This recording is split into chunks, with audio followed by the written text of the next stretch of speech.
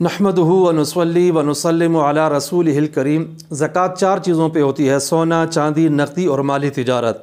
ان میں سے جو پہلی 3 چیزیں ہیں، سونا، چاندی، نقدی، ان 3 چیزوں میں ہر صورت میں زکوٰۃ ہوتی ہے، خواہ وہ ضرورت کے لیے وہ چیز رکھی ہوئی ہو۔ لہٰذا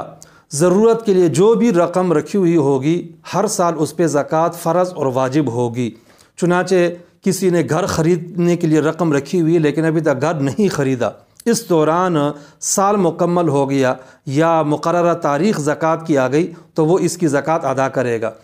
اسی طرح کسی نے رقم رکھی ہوئی ہے بچوں کی شادیوں کے لیے یا اپنی شادی کے لیے، نکاح وغیرہ کے لیے، منگنی کے لیے، لیکن ابھی تک وہ رقم استعمال نہیں ہوئی تو اس کی زکوٰۃ ادا کرنا بھی شرعاً ضروری ہے۔ کسی بھی مقصد کے لیے، پلاٹ خریدنے کے لیے یا کسی بھی مقصد کے لیے رقم جمع کی گئی ہو، گاڑی لینی ہے، اس کے لیے رقم جمع شدہ ہے لیکن ابھی تک گاڑی خریدی نہیں ہے، تو ایسی رقم کی زکوٰۃ ادا کرنا ضروری ہے۔ حتیٰ کہ کوئی حج کے لیے جانا چاہتا ہے اور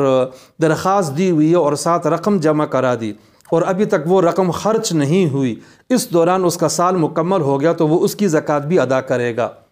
اسی طرح حج کے لیے اپنے پاس رقم رکھی ہوئی ہے، پہلی صورت تو یہ تھی کہ حکومت کے پاس جمع کرا دی، دوسری صورت یہ ہے کہ اپنے پاس رکھی ہوئی ہے، جمع کر رہا ہے کہ میں حج پہ جاؤں گا، اس دوران مقررہ تاریخ آ جائے زکوٰۃ کی تو اس رقم کی زکوٰۃ ادا کرنا بھی ضروری ہے۔ خلاصہ یہ ہے کہ رقم کسی بھی مقصد کے لیے رکھی ہوئی ہو